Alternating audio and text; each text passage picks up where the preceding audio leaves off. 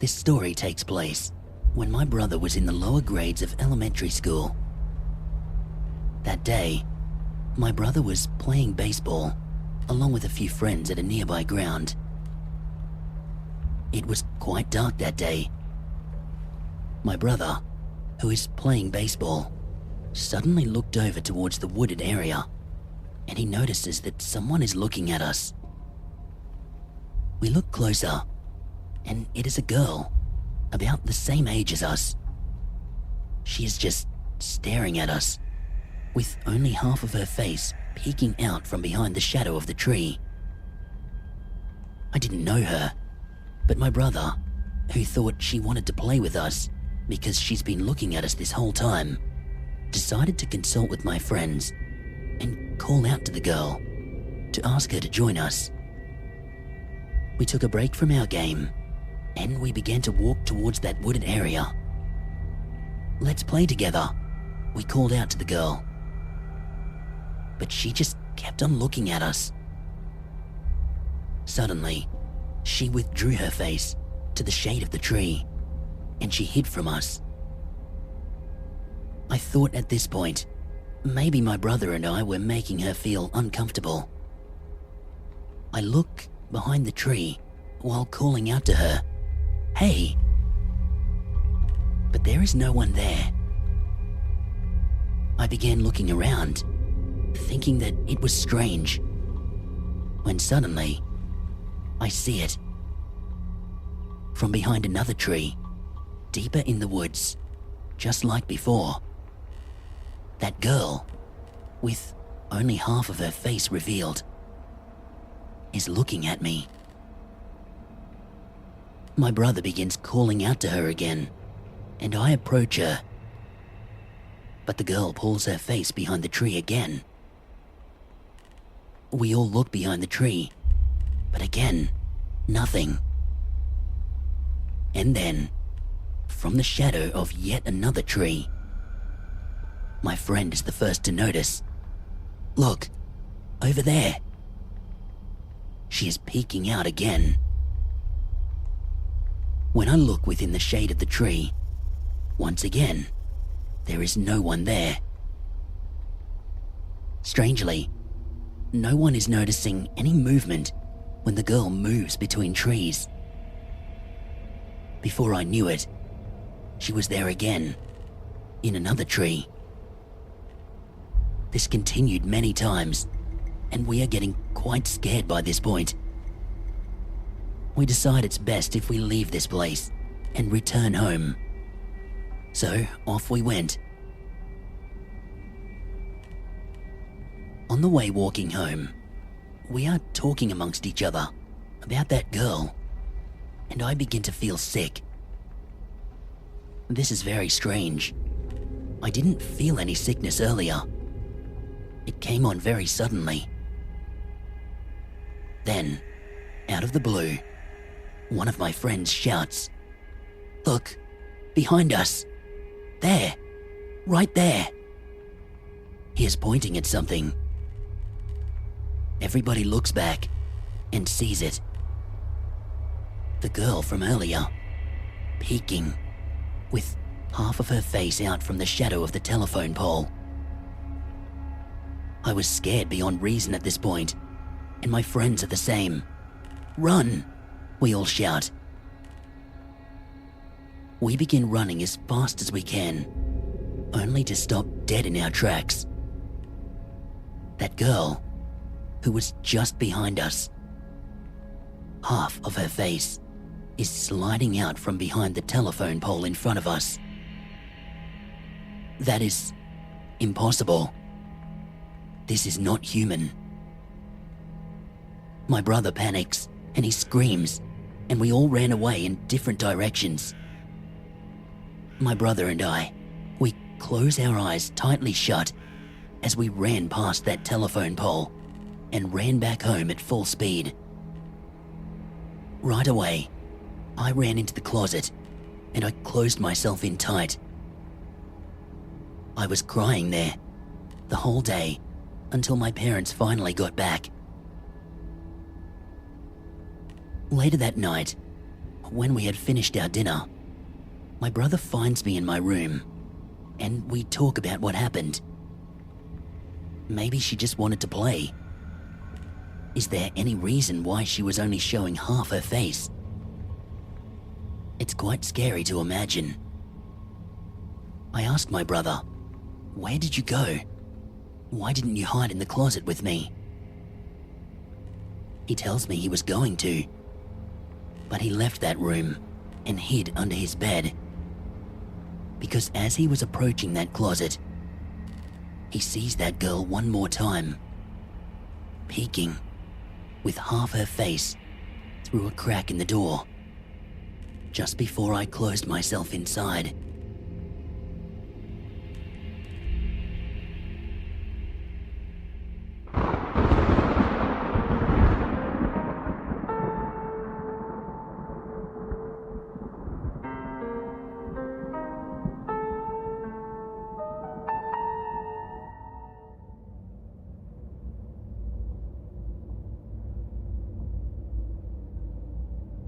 This happened to me around the time I entered college and lived alone.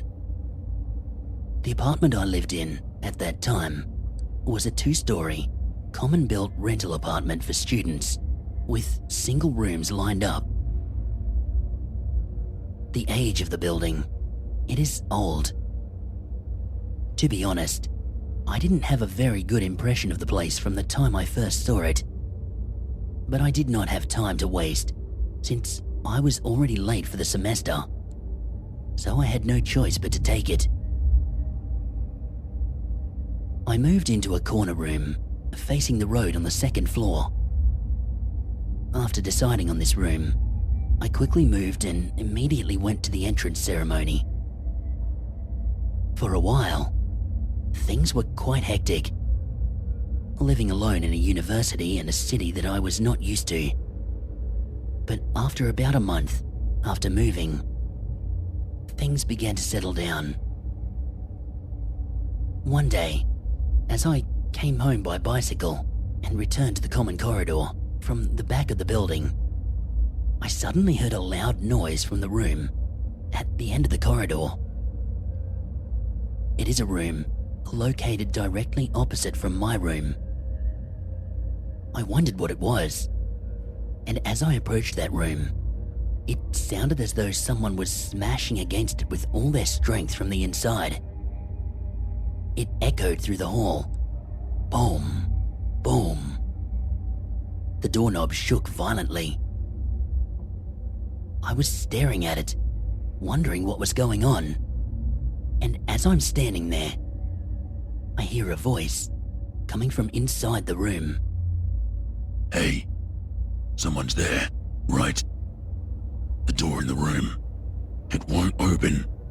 Open the door from the outside." I heard this low voice of a man who was clearly irritated, with a sense of urgency. Thinking about it now, I should have walked away, left it alone. But I just called out to him. "What's wrong?" "The door in the room won't open. Can't you do something about it from there?"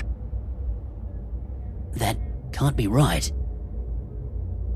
I looked around the door after being told that, but there was nothing obstructing it. There was nothing that could prevent that door from opening. There's nothing stopping it," I said. "Just open the door." "That's not true. The door, it won't open. Open this door." The man shakes the doorknob and bangs against the door while shouting. The thing is, I knew for a fact no one lived in that room. When I was inspecting my apartment, I asked the real estate agent which room is available, and that room was vacant. I remember looking at that room on the tour and thinking how dim it was, because it was not in a good position, and so I declined that room. Just a while ago, when I passed the back of the site, I could actually see with my own eyes inside that room, and it was definitely empty. Hey, open it. You're there, right? Hey, open this door. I was frightened by the voice and the sound of continued knocking on the door, and I ran away from that place. I didn't even feel like going back to my room, so I spent the night out. In the end, I decided to move out of there just 2 months after. What was in that room? Thieves don't break into empty rooms. What was that? That it could not open a door with no obstructions. What may have happened to me if I had opened that door?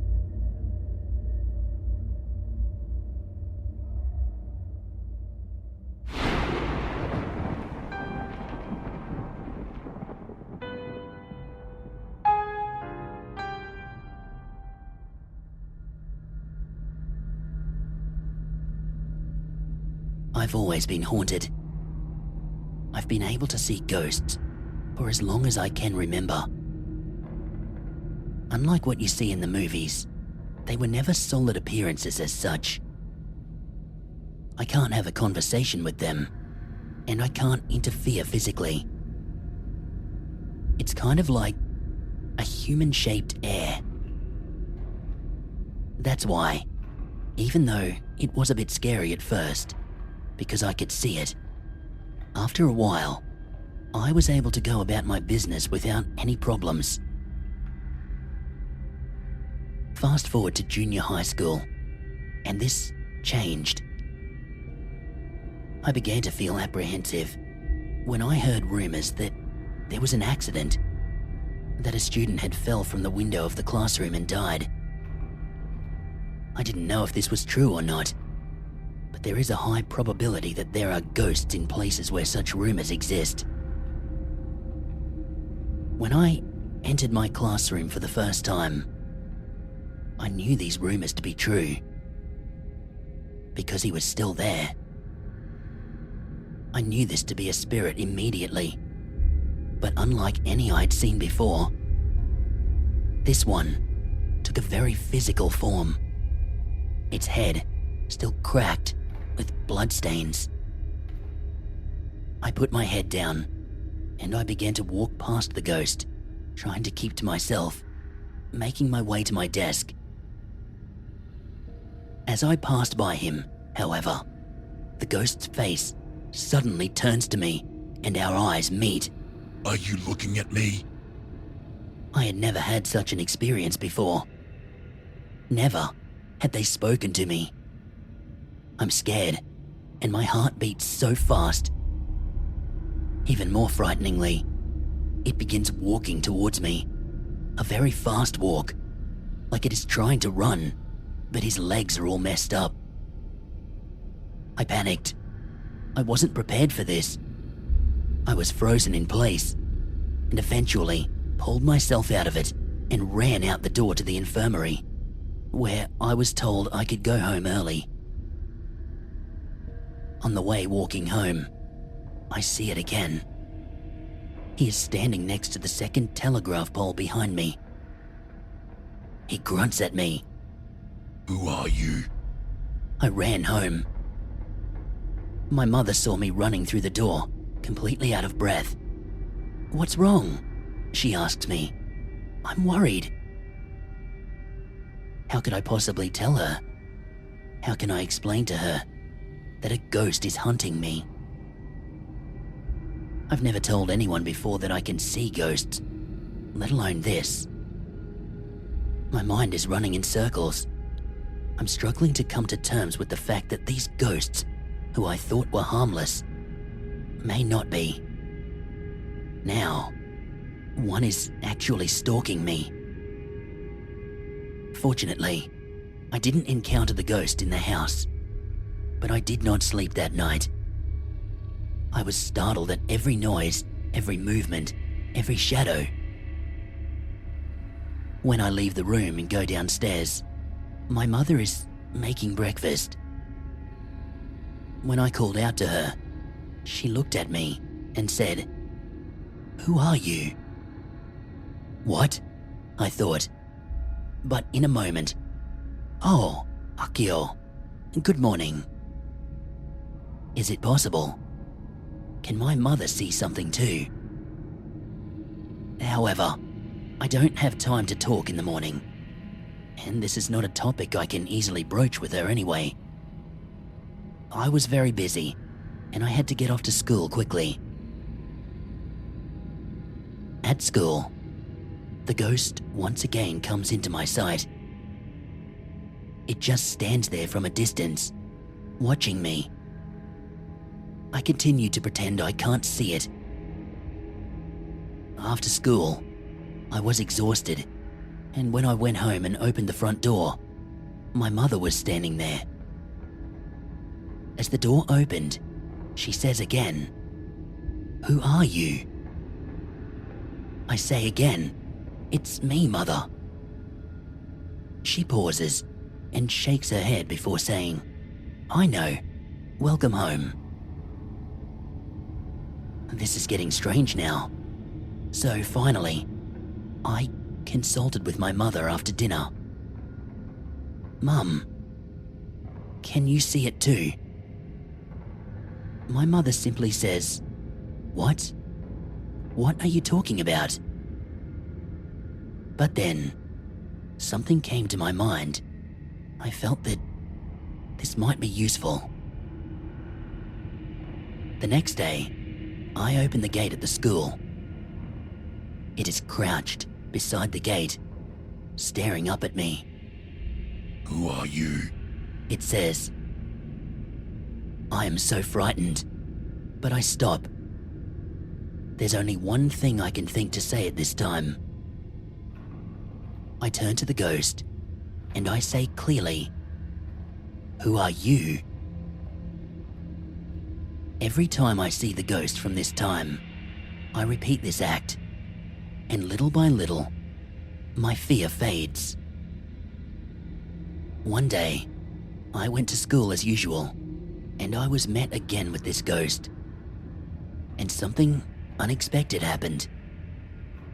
The ghost stopped looking at me. It slowly began to fade from existence, and my life settled back down to the usual peaceful day-to-day routine. Right up until now, into my adult life, some ghosts have still recognized me. Each time, using this method, I can make ghosts lose interest in me. I never brought this up with my mother again, but I think she is probably able to see them too. I think she may have secretly taught me how to deal with them.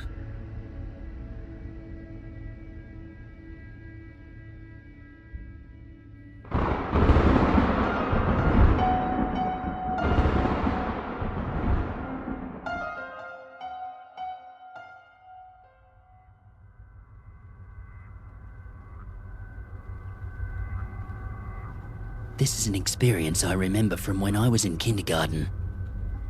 To be honest, I don't like thinking back on this. I don't like talking about it. Back then, I would go to my mother's parents' house every year for Obon. At these times, it would be myself, who was the oldest in kindergarten, and my sister, who is 4 years older than me, and used to play a lot with elementary school students in the neighborhood. I don't remember all the details or exactly how it happened, but sometime during this evening, 5 people, including myself, decided to go exploring at a cemetery in the mountains. It was reasonably near to the neighborhood we were in, so we were allowed to go there. The cemetery was surrounded by stone walls on all sides, but it wasn't a very big cemetery. For some reason, once I entered, I had a strong feeling that I couldn't leave. It was so strange. It feels like spinning in the same direction. And because this cemetery is surrounded by very tall trees, I could not see very well, despite the sun still being out early in the evening. Everyone is getting more and more worried now. I guessed that they were feeling the same ominous sense as I was. Then, suddenly, one of the children points and calls out, "There's an old woman in the tree." I turned and shouted, but I couldn't see it. I thought they were pranking me. I turned around and I shouted for them to stop it. But then I took notice of where the child was pointing, and I followed the direction to see it. It's true, there was an old woman clinging to the base of a thick tree branch. It looked a bit like a monkey at first, if not for the hairless and wrinkled skin. Even more unsettling, there is blood on the leaves of the other trees around her. I panicked as we all began to run. Where to, and for how long did we run? I don't know.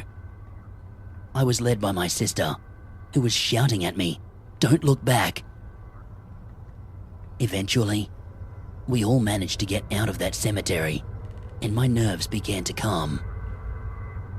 But not for long, however, as on the way down the mountain road, another child calls out from behind, "The old woman! She's chasing me!" I look back, and I see it. That old woman. The arms. They are so long. Unnaturally long. I shouted to my friend while looking back at this abnormality. She was approaching fast behind him. The long arms reaching closer to him. I look back ahead and I just run desperately. I am so scared. I close my eyes and I just trust my sister to guide me away from this nightmare. When my grandmother's house finally came into view, my legs suddenly became so heavy. I collapsed inside and I could not move my legs even one step. Not just me, but everyone. We all collapsed in exhaustion. The one who shouted earlier that the old woman was chasing us, she was crying hysterically. She tells us, when that long old lady's hand stretches out, getting closer and closer to her, she thought she will die right there on that mountain. The fear I saw in her eyes at that time, it still stays with me. I feel that same fear also. I really thought I was going to be caught by a ghost.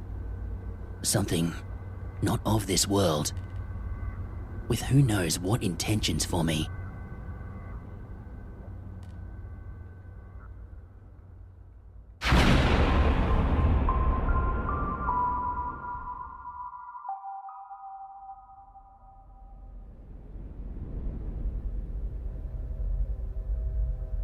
I experienced this when I was in 5th grade, and I'm not the only one who saw it.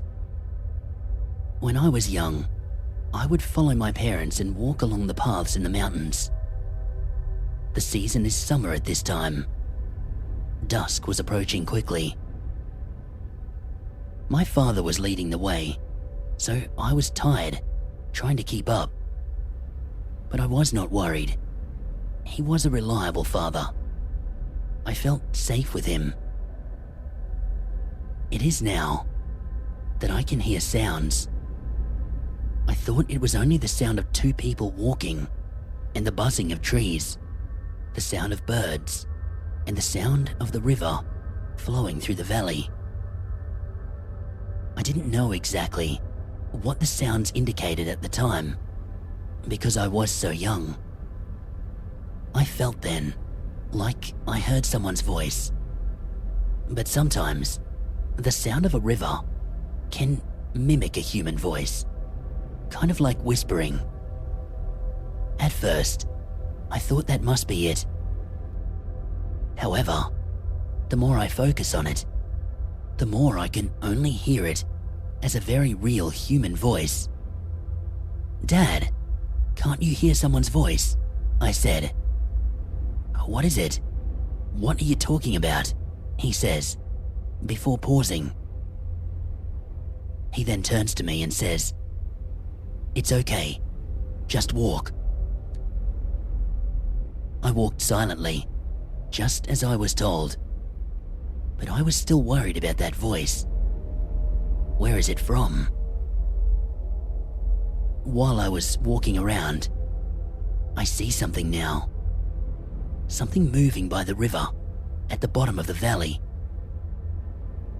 There is a considerable distance from the path to the bottom of the valley, and since dusk is approaching, even if there's something there, I shouldn't have been able to see it clearly. However, I could see it very clearly. He was following us the whole time we were walking.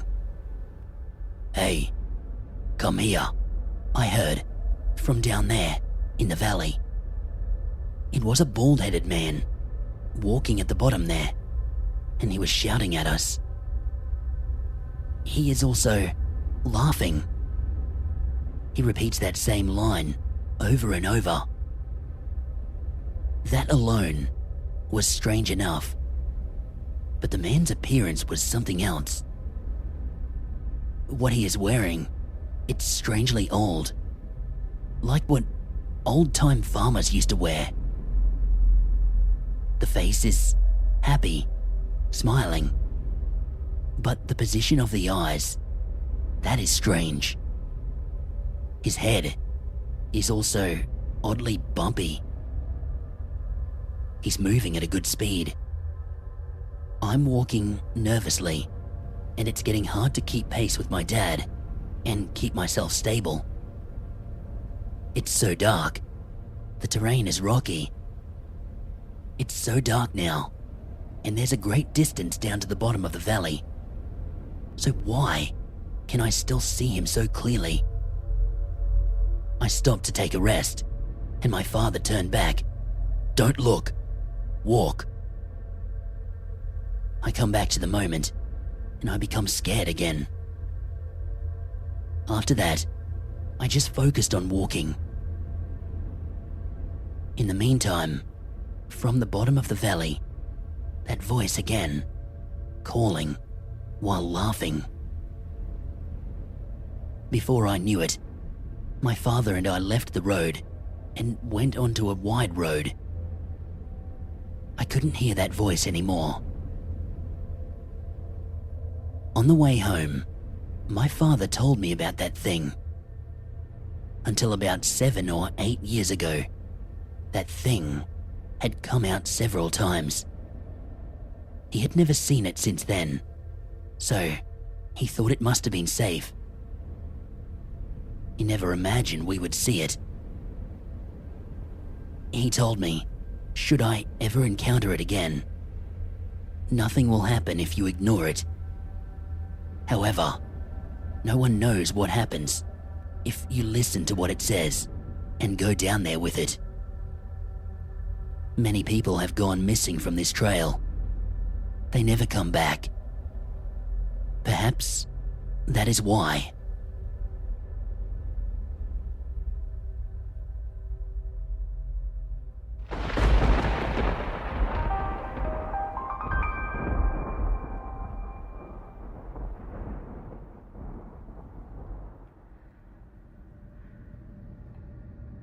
This is the story of when I lived alone for the first time.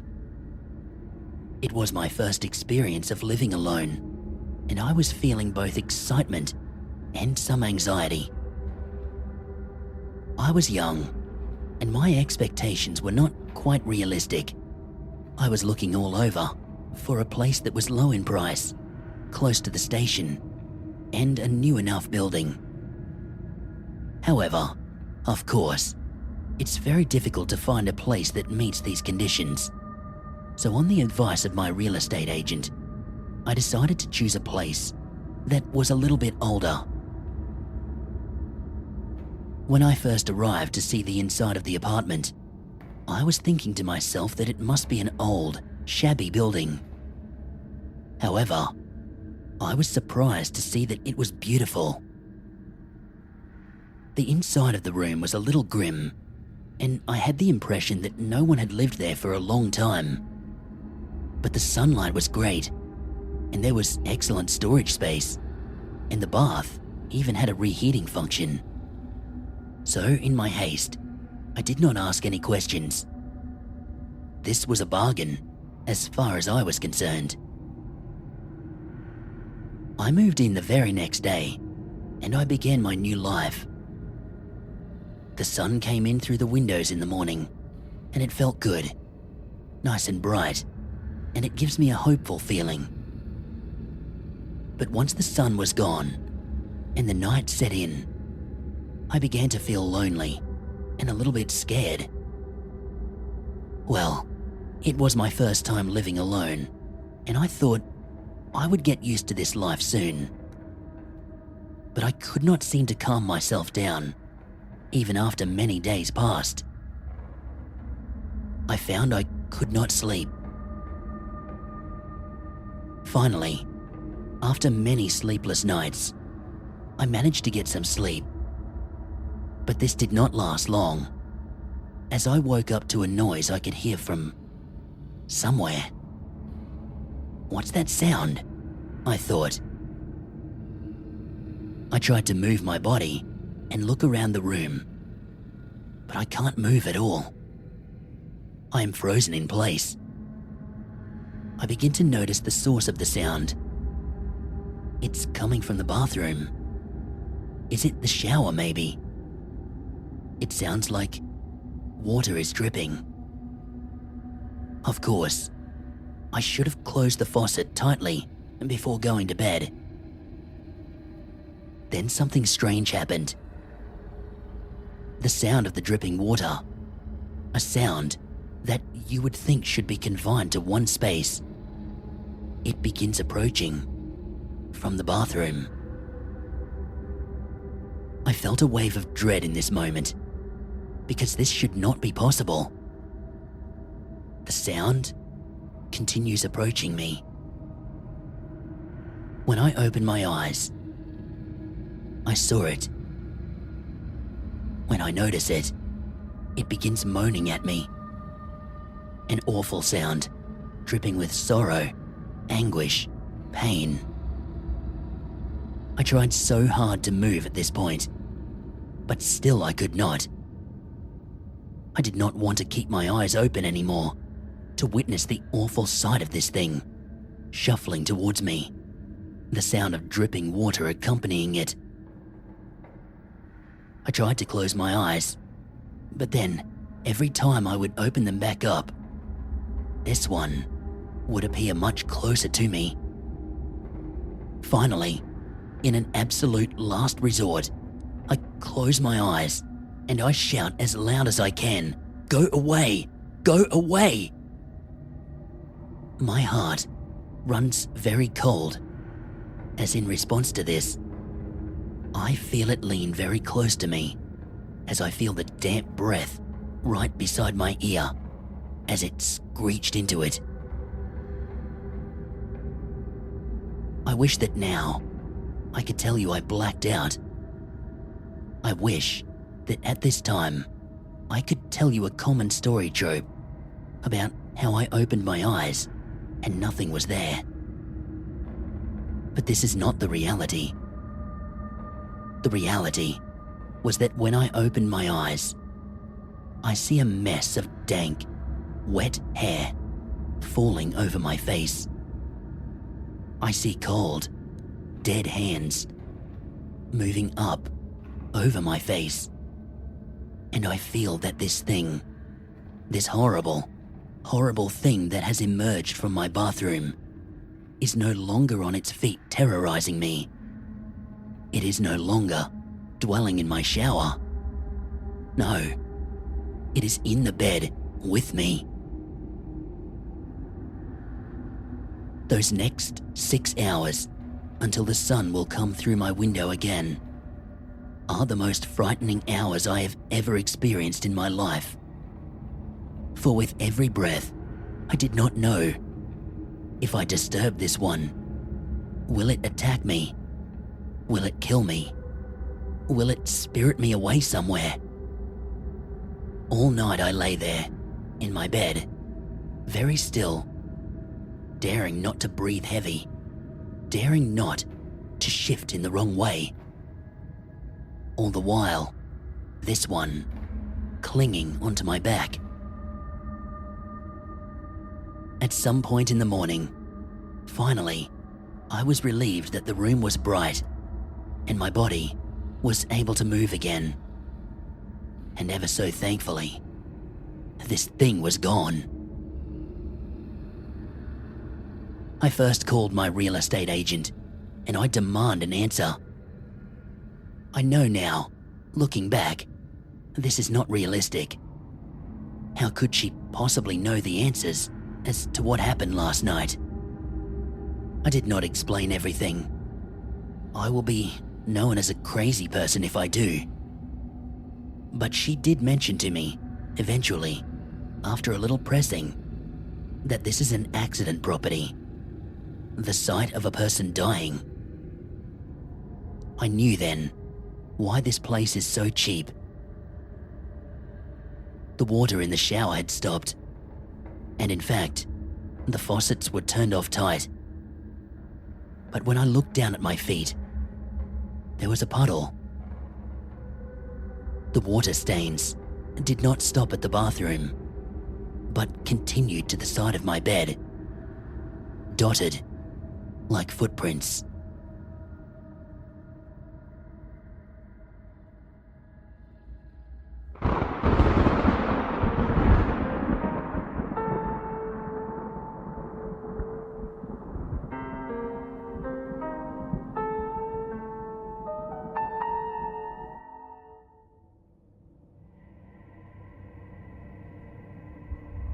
When I was a student at college, I was looking for an apartment to live whilst I was in Tokyo. Obviously, I wanted to find an apartment for the lowest possible price. Being a student, my income was not glamorous. I told the real estate agent that I was not looking for anything too fancy, and that I needed something quite cheap, in fact. He walked me into his office, and he began to show me many options that may possibly suit my needs and budget. I was quite surprised at one of these in particular. The size and the offerings, it did not seem relative to the asking price. So, naturally, I assumed there must be some kind of defect. However, the agent assured me that there were no such issues with the place. He offered to take me to see it right now. I graciously agreed and attended the inspection together with the agent. And to my shock, he was right. The place was in pristine condition. Looking around, I just couldn't shake the feeling in the back of my mind that there must surely be a reason for this cheap price tag. But I couldn't find anything. There was no damage. Everything worked as it was supposed to, and it was well within my budget. So, of course, I took the offer. I moved into my new apartment that very night. After unpacking a few boxes, I decided that I could finish the remaining work tomorrow, and I prepared to retire to bed. It was then, however, that I heard a knock on the front door. I thought this to be rather strange, given the fact that there was a perfectly operational doorbell attached. But anyway, brushing this thought aside, I went to answer the door. Upon opening it, however, there is no one there. I was quite annoyed at this, thinking I must have landed an apartment on the same floor as some kids, playing practical jokes. I closed the door, and I began to make my way back to bed once again. A few seconds later, though, another knock at the door. This time, much more frantic and aggressive. I opened the front door again, but yet again, there was no one. I finally climb into my bed and I begin to fall asleep when suddenly again, a loud and frantic knocking on the front door, as if somebody is desperate to get in. This is beginning to frighten me now. Perhaps this is not kids at all. Have I moved into a dangerous building? Is there Yakuza in this place, trying to intimidate me? I began to think to myself, perhaps this is the reason for the cheap rental price. The knocking sounds do not stop all night. It just gets louder and louder. In the end, it sounded so violent, as if someone was trying to break down the door. I went straight to the real estate office the next day, demanding answers as to the reality of this apartment. However, my real estate agent again assured me that there was no one else living on that floor with me. All of the apartments were empty. My head began to spin. Was this not Yakuza or prankster kids? I did not want to conjure up the thoughts which came next, but my mind did so anyway. Was I living on a floor, inhabited by spirits? I demanded to him to tell me the history of the building, and his response confirmed a truth far worse than the one I had just imagined. He told me that previously, many years ago, there had been a terrible fire in that building, and that the woman who lived in that very apartment was burned to death inside. My body ran cold as the realization set in. What I was hearing was not a frantic knock from the outside of something trying to get in. It was the sound of something in the room with me, desperately trying to get out.